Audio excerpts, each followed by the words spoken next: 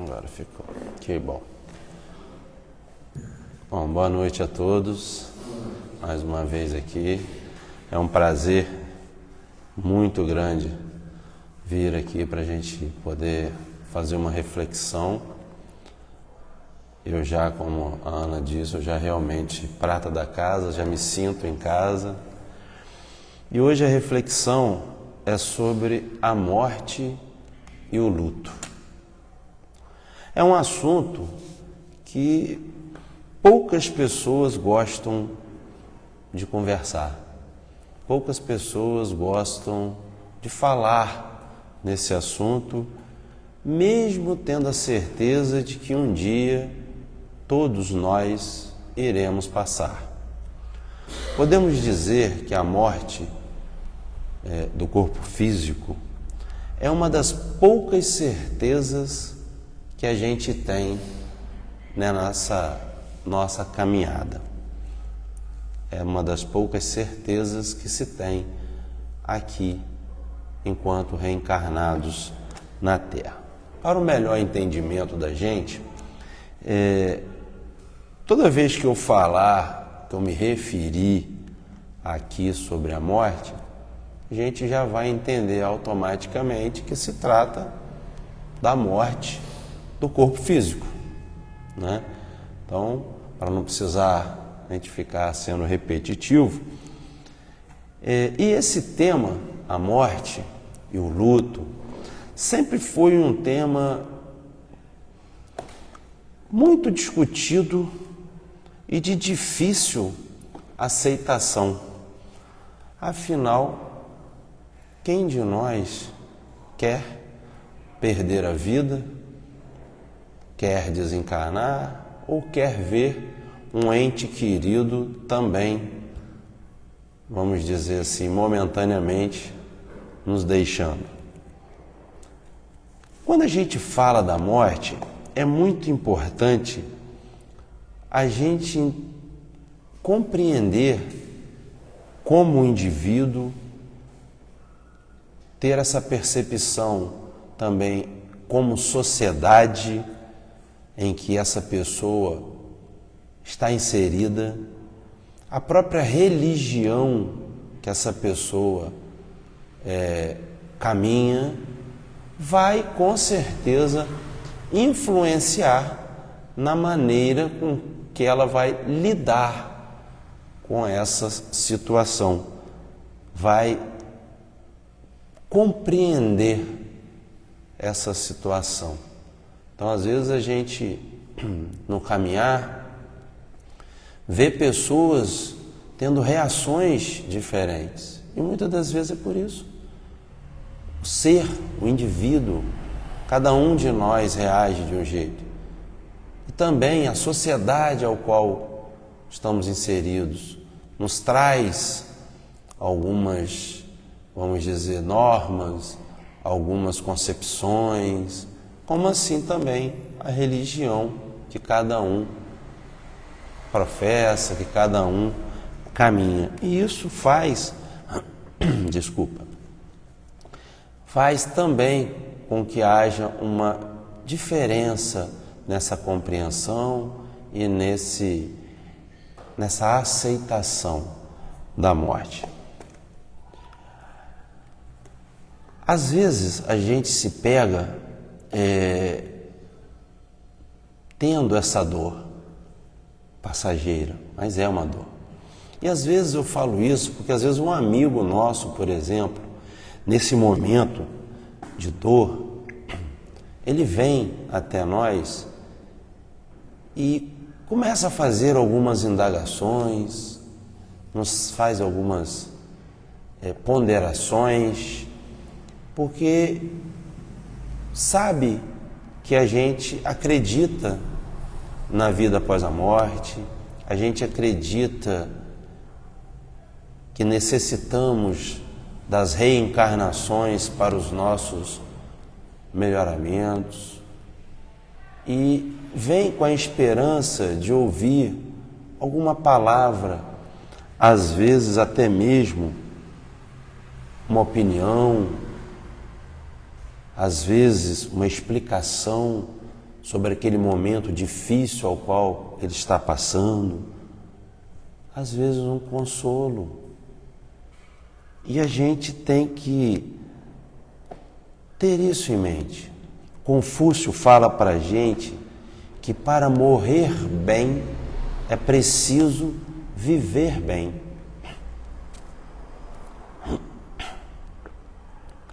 Então eu fico a me perguntar, se estamos vivendo bem, por que se preocupar com a morte? De onde vem este medo? O porquê desse medo? E é um medo que a grande maioria de nós tem. Eu fui buscar, para a gente começar a nossa reflexão, lá no dicionário. E vamos dizer que até o dicionário ajuda na compreensão. Está lá. Morte, abandonar o espírito, abandonar a carne, passar para o mundo espiritual. Daí, nós, pelo menos os espíritas, chamamos de desencarne, porque desencarnou, saiu da carne. O espírito deixou esse corpo físico para retornar à pátria espiritual. Muitos, apesar de falarem que acreditam na imortalidade da alma, ainda sentem muito medo do desencarne. Muitas das vezes esse medo ocorre principalmente pelo desconhecimento do que acontece durante a morte, no processo desse desencarne, ou muitas das vezes também pelo que vem depois. Mesmo aqueles que dizem que acreditam na vida após a morte, ainda assim, talvez por falta de estudo, talvez por falta de fé, mas ainda assim, alguns de nós ainda têm esse medo. Para onde vamos? Aí vem aquela ideia de perder ou deixar o convívio das pessoas amadas, das nossas afeições, como também, em muitos casos, o apego excessivo aos bens materiais, que alegam que tiveram muito sacrifício, abriram mão de muitos momentos, inclusive momentos familiares, para adquiri-lo, então eu não posso perder. E se preocupam em demasia, achando que vai conseguir levá-los. No passado, inclusive, talvez até nós já fizemos isso em outras vidas, pediam para quando fosse enterrar, enterrasse junto. Existiam culturas que inclusive colocavam certa quantidade de ouro para que quando lá chegasse tivesse o dinheiro para se sustentar. Eu acredito que aquilo que eu ainda não consigo, ou talvez aquilo que eu ainda não quero entender, me assuste muito mais do que aquilo que eu já tenho entendimento, mesmo que esse entendimento seja superficial. E muitos de nós, às vezes, deixamos de buscar esse entendimento com medo da advertência que Jesus nos deu. A quem muito foi dado, muito será cobrado. Mas Jesus não falava só dos conhecimentos. falava também das práticas. Porque eu acredito que a grande maioria de nós já sabe o que é certo e errado, o que é o bem e o que é o mal. Então não é o conhecimento que a gente está adquirindo da teoria, da doutrina espírita, que se a gente deixar de adquirir vai fazer a diferença. Aí eu vou ao apóstolo Paulo. O bem que eu quero fazer, eu não faço. E o mal que eu não quero fazer, este sim eu faço. E quantos de nós, no nosso dia a dia também, não cometemos isso, não fazemos isso? Neuza Brenze é uma palestrante espírita, lá da Associação Espírita Allan Kardec, São José do Rio Preto. Ela fez uma colocação que eu achei muito pertinente. A doutrina espírita orienta-nos sobre a vida e a morte, nos fornece meios para que possamos eliminar esse medo, preparando-nos para enfrentá-lo serenamente, pois todos morreremos um dia. E uma coisa é certa, independente do credo, da etnia, da cor de pele, se eu acredito ou não na vida após a morte e até mesmo na reencarnação, um dia eu vou morrer. Um dia eu vou desencarnar. Como eu disse no início, quando nascemos, a gente já tem a certeza de que um dia esse dia chegará. O importante é que neste nascimento a gente já vem com uma programação reencarnatória. E junto com essa programação reencarnatória, aonde já vem ali as nossas necessidades, seja de reparação, seja de provas ou expiações, vem também o nosso tempo que a gente, vamos dizer assim, uma programação prévia do tempo do qual o fluido vital ao qual nós temos no nosso corpo vai, vamos dizer assim, entre aspas, vai durar. Todos nós sabemos que o nosso corpo é animado por esse fluido vital, alguns chamam até de princípio vital. E esse fluido, para que consigamos viver e conseguir chegarmos e completarmos a nossa etapa aqui, a gente precisa cuidar dele. A gente precisa fazer com que o nosso organismo tenha esse fluido vital até a nossa programação, que já está previamente estipulada. E esse fluido, ao longo do tempo, ele vai se desgastando, ele vai diminuindo. Claro que essa diminuição ela vai variar segundo as circunstâncias que cada um de nós vai expor o seu corpo. Se programamos e mantemos um corpo numa etapa razoavelmente normal, vamos dizer assim, vai chegar um momento que ele vai acabar e a gente vai desencarnar. É o que a gente chama de morte natural. Um excesso ali, outro aqui, mas nada que aquele seja aquele excesso permanente durante muito tempo. E a gente vê pessoas desencarnando com 100, 110.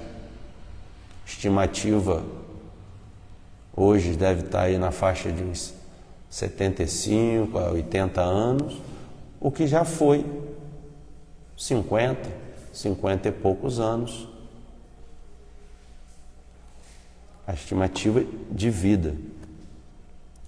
E diferentemente no nosso corpo, a nossa alma, que é o espírito que a gente chama enquanto encarnados estamos.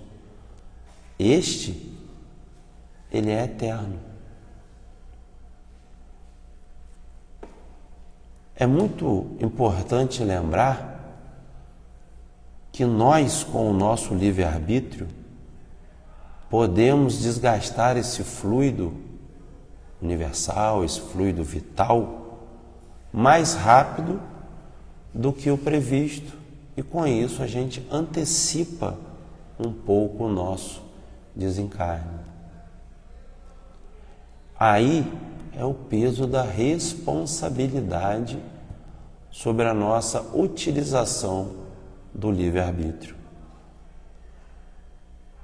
Como também podemos ter o merecimento e por ele aumentarmos um pouco mais este fluido e ficarmos um tempo maior do que o que estava previsto aqui encarnado, como foi o caso de Chico.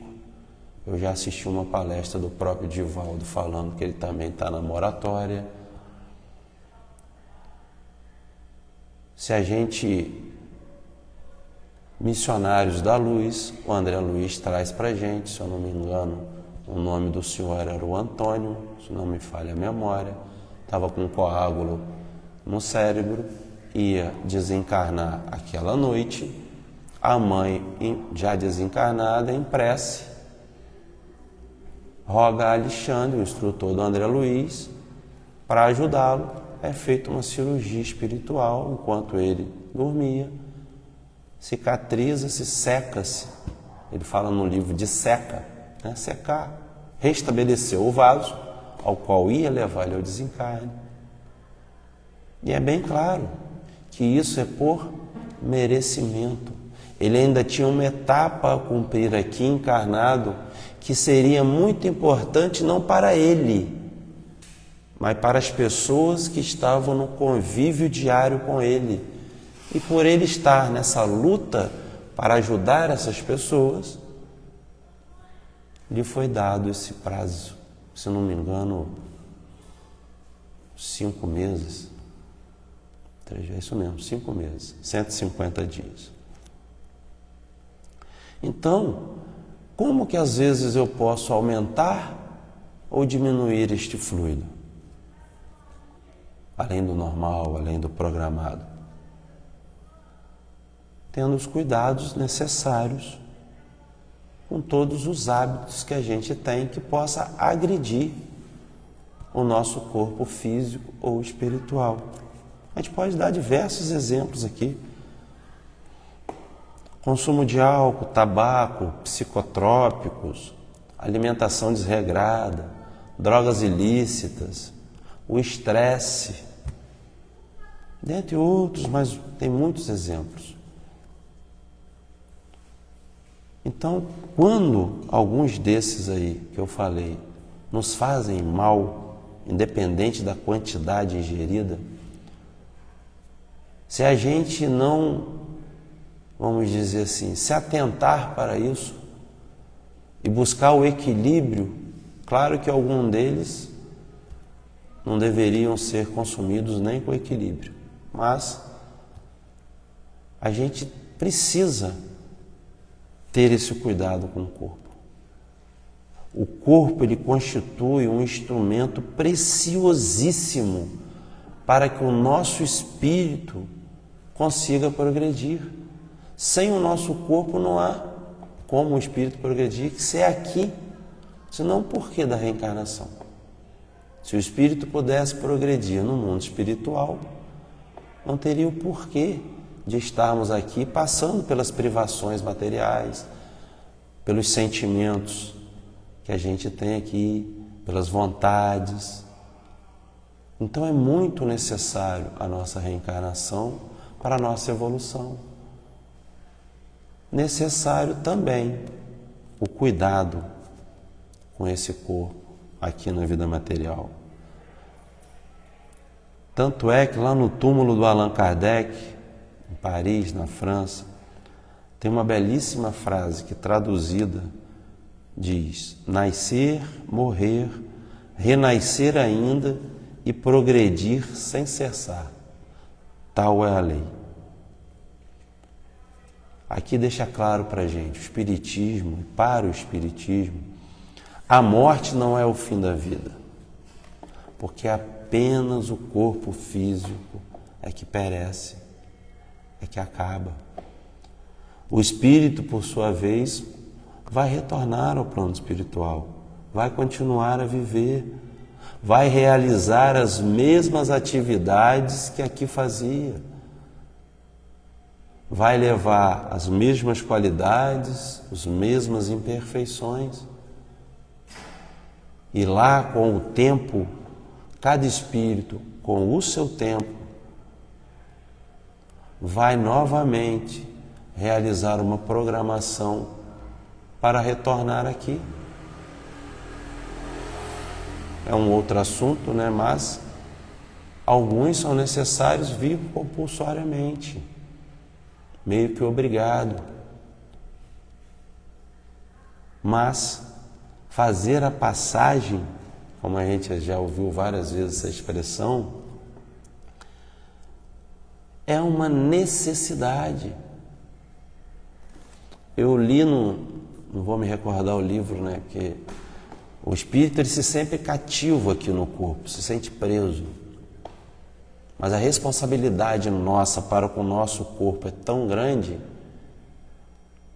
e o Espiritismo nos ensina tanto sobre os nossos deveres e a utilização equilibrada do livre-arbítrio, que muitas das vezes a gente pode achar, como muitos irmãos infelizmente ainda pensam, que tirar a vida seria a liberdade e o fim dos problemas, e a gente vê hoje, com tantas literaturas nos presenteando, que não é bem assim, que pelo contrário, é aí que os momentos maiores das dores vão vir.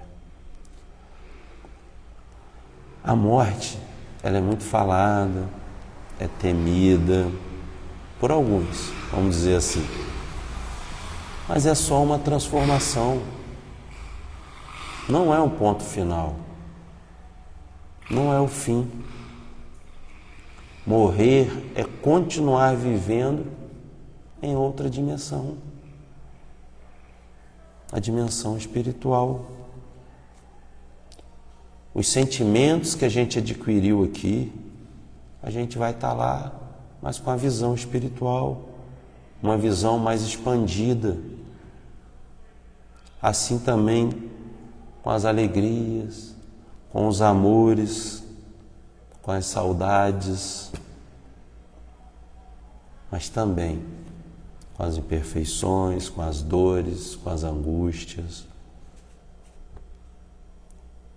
A morte, vamos dizer, é a finalização de um ciclo.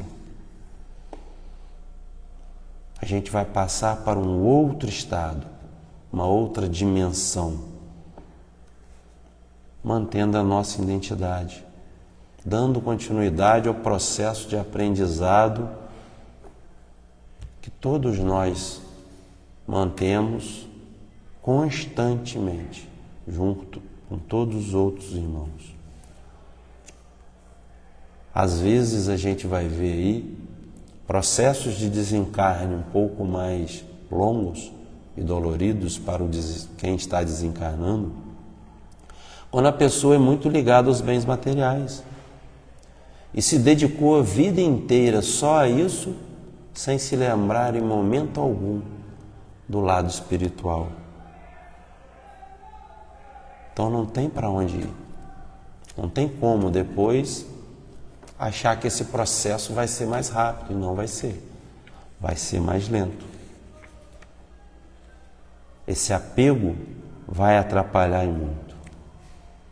A gente precisa, durante a nossa caminhada, conseguir, vamos dizer assim, equilibrar, contrabalancear as preocupações terrenas do nosso planeta, né, as coisas materiais, com as questões morais e espirituais. Na hora do desencarne, deveremos estar mentalmente mais preparados para deixar tudo isso para trás e, consequentemente, seguir o nosso caminho na vida espiritual. Eu trouxe uma frase aqui da escritora norte-americana Judith Vortz, no livro Perda Desnecessária. Ela ressalta: a morte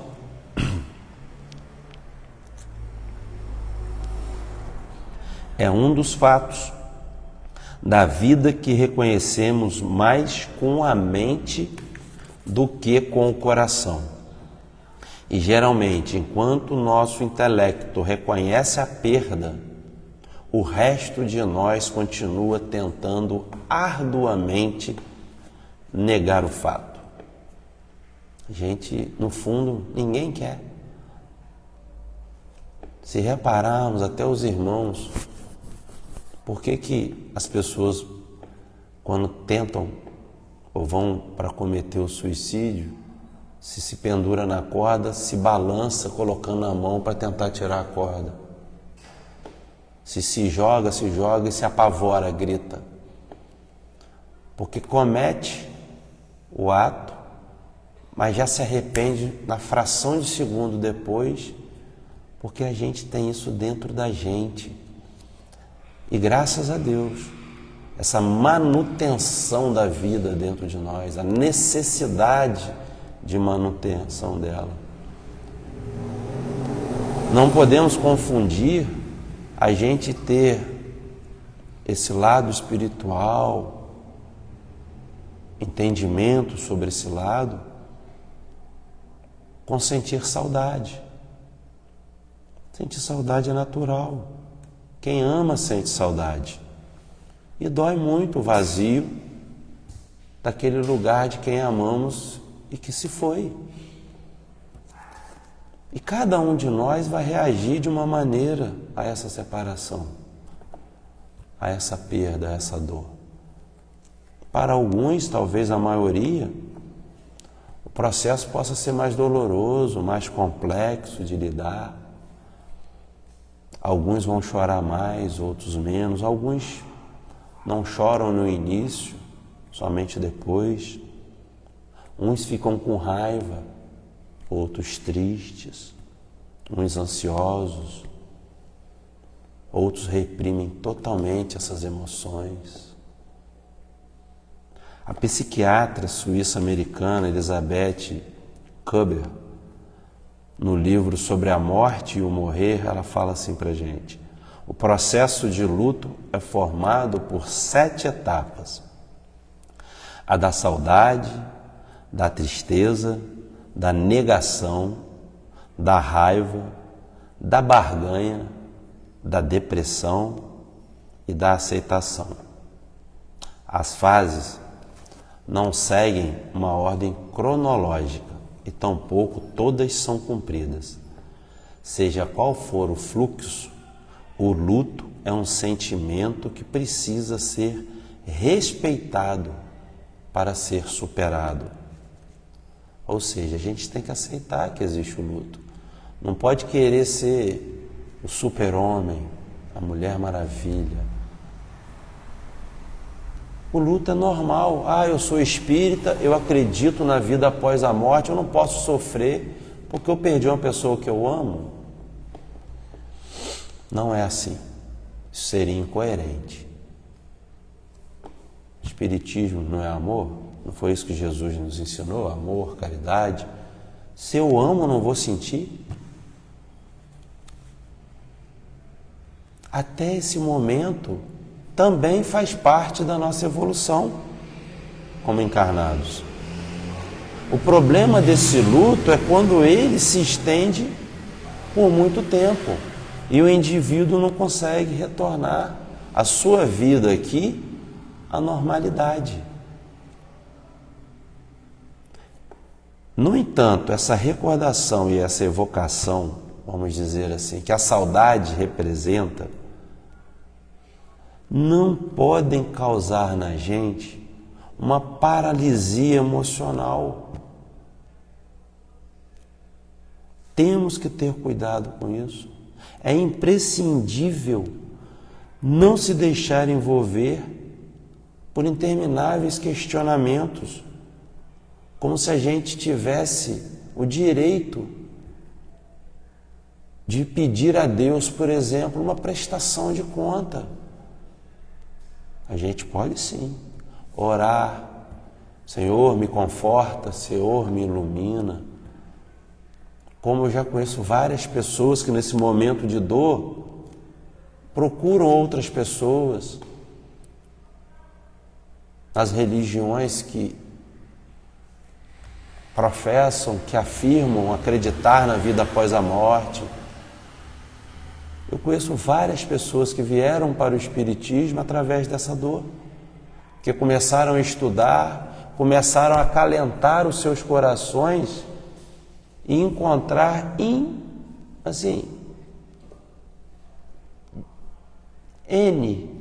perguntas que eles tinham, questionamentos que eles tinham íntimos na doutrina.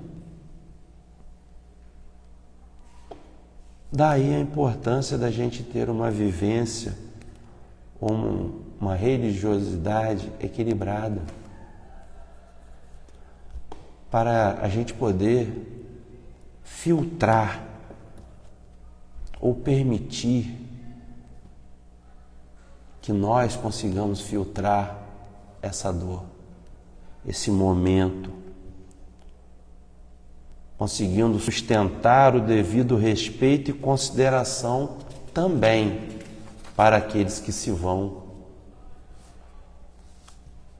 Mas infelizmente não é essa a atitude de muitos que ficam aqui no luto, confusos às vezes na administração desses próprios sentimentos, inseguros quanto às suas concepções ou às suas definições ou os seus entendimentos com relação à morte terrena e à vida após a ela, não conseguem se apegar a nada que lhes traga consolo e alívio.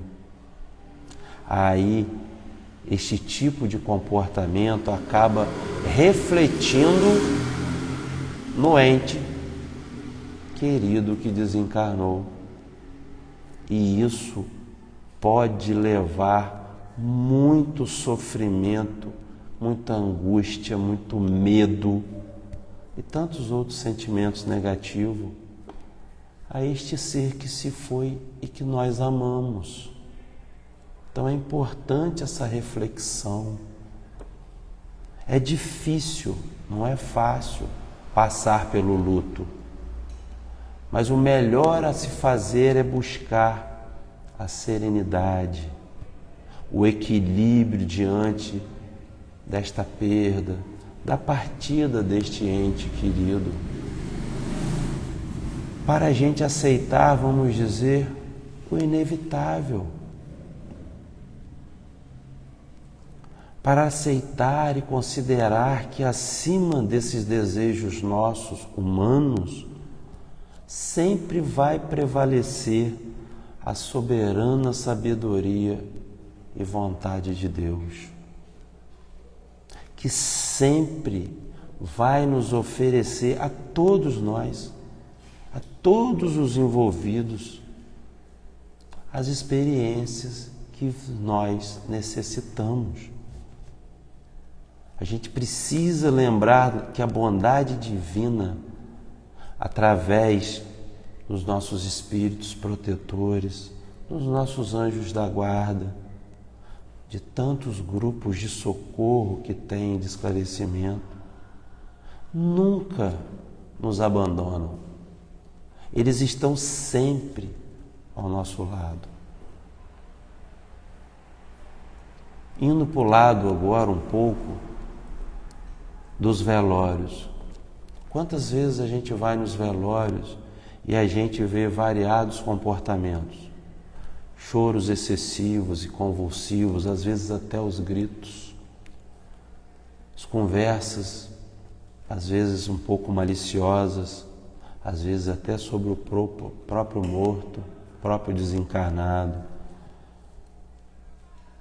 às vezes contando anedotas, conversas sobre política, economia, moda, esportes.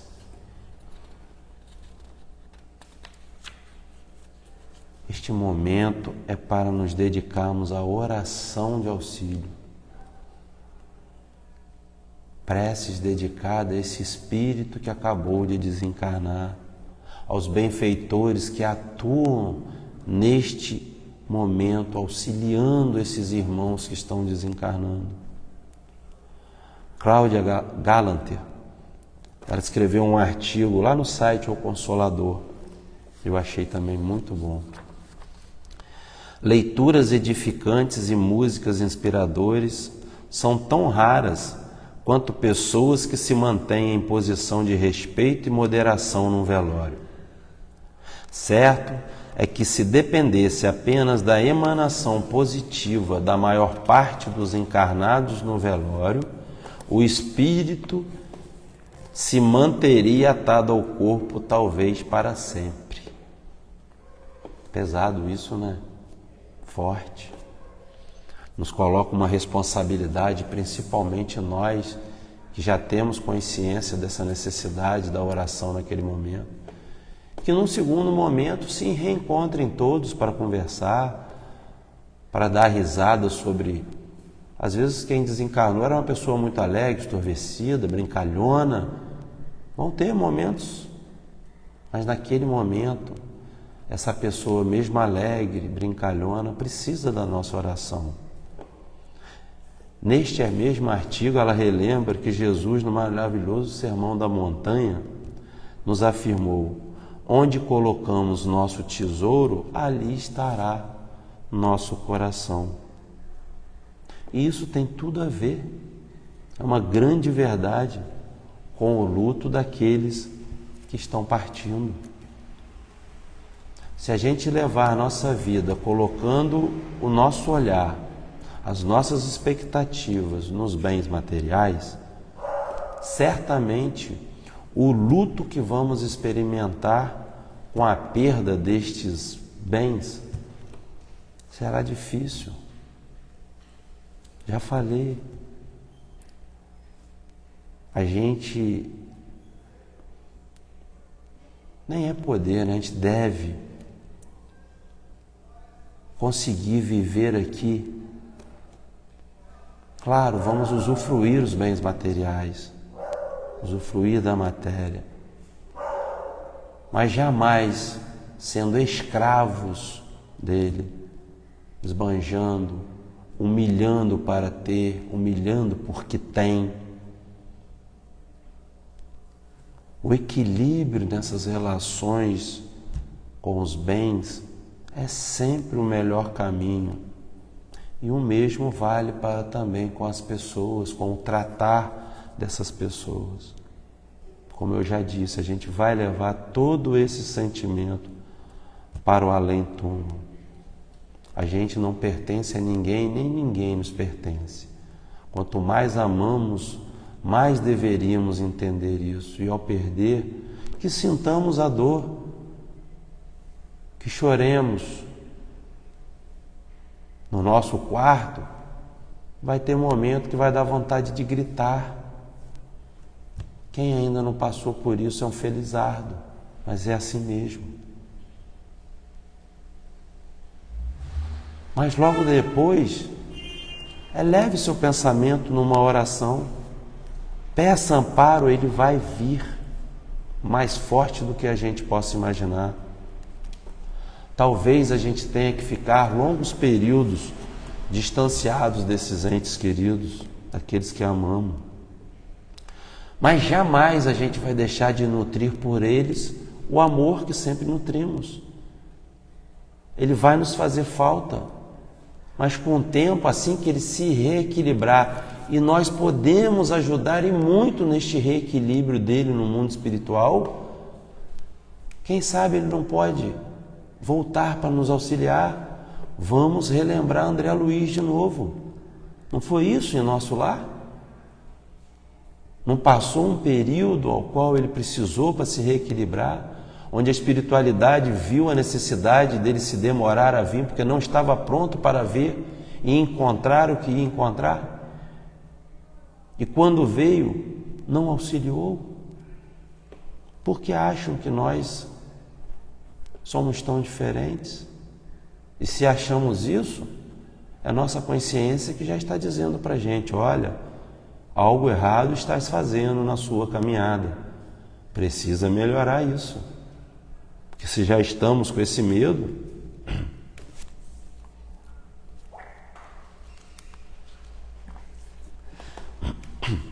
desapegar não é deixar de ter carinho, gente. Não é deixar de amar, deixar de cuidar, de dar atenção, de respeitar. Não é. Desapegar é estar preparado para ficar um tempo, que a gente não pode definir qual será esse tempo, e conseguirmos, mesmo longe, suportar essa distância da melhor forma. Quando a gente se dedica ao entendimento dessas coisas, ou das verdades do outro mundo, da vida após a morte, a gente vai entender que essa separação ela é transitória. O Espiritismo nos diz a continuidade da vida após a separação terrena. Nos diz que lá a gente vai poder se reencontrar. Devido ao tempo, eu não vou me alongar, mas a partir da pergunta 149 de O Livro dos Espíritos, a gente vai achar muitos ensinamentos a respeito desse tema. Então fica aqui o meu convite, né? Porque às vezes a gente está no luto e procura algo a fazer, e às vezes a gente reclama tanto que não tem tempo. Ao invés de a gente ficar reclamando, se condoendo, tem lá. E lá a gente vai encontrar em que se transforma a alma no instante da morte. A alma conserva a sua individualidade após a morte. A alma não leva nada deste mundo. Em que sentido se deve entender a vida eterna? Tudo isso lá e muito mais, a partir da 149. E para fazer o nosso encerramento, eu vou trazer uma reflexão onde o Espírito Camilo chama a nossa atenção para a seguinte realidade. Está lá no livro Revelações da Luz, pelo médium Raul Teixeira. Muito embora a lágrima sentida ocupe o seu lugar, quando desses transes difíceis faz-se necessário atentar para os excessos, que são, sem dúvida, expressões da mente bloqueada, ou da alma emparedada em ignorância, desarticuladora, impedindo-se de pensar mais alto. Há familiares que se desesperam de tal modo que mais parecem descarregar as cotas de remorsos para com os desencarnados do que propriamente saudade e ternura. Há casos de tamanha revolta diante da lei que não têm ascensão, que passam a acusar, sem que se apercebam, os afetos trespassados como responsáveis por seus sofrimentos. Há situações em que familiares e amigos, no processo inconsciente de autopiedade, valem-se do passamento, dos entes caros, a fim de exteriorizar a carência afetiva que os caracteriza. Não pensam claramente no morto, mas em si mesmos, elastecendo o sofrimento, atraindo para si as atenções e cuidados gerais. Pare e pensa, pois, nessas questões. Não obstante, a morte impunha amargura e dor, frustração e lágrimas naqueles que ficam, nas lides da atividade carnal. Vale a pena estejas vigilante para que o egoísmo milenário não se imiscua, não se misture nos teus sentimentos verdadeiros. Cultive então o bom senso.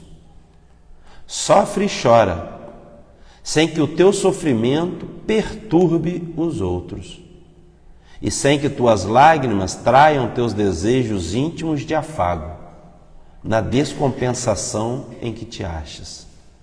Aprende a sofrer, retirando o bom aproveitamento do padecer, amadurecendo, superando-te, para que as tuas provas ou expiações humanas, de fato, façam-te avançar para Deus, e não te aguilhoem aos postes morais do indivíduo espiritualmente pigmeu. Choras por teus mortos? Então, faze desse pranto um aceno de ternura e um bilhete de paz, onde tu digas aos amores desencarnados: até breve, que Deus te abençoe, ser querido. Então, essas palavras de Raul Teixeira faz a gente concluir que o egoísmo do enlutado pode potencializar a sua própria dor. E uma frase de Chico Xavier: na vida não vale tanto o que temos, nem tanto importa o que somos. Vale o que realizamos com aquilo que possuímos. E, acima de tudo, importa o que fazemos de nós.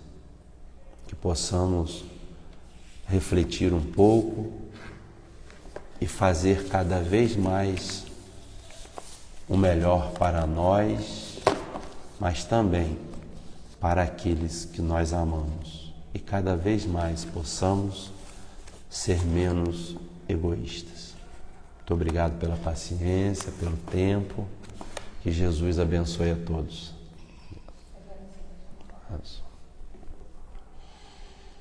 Senhor, Mestre amado, obrigado por mais esta oportunidade de trabalho, de reflexões.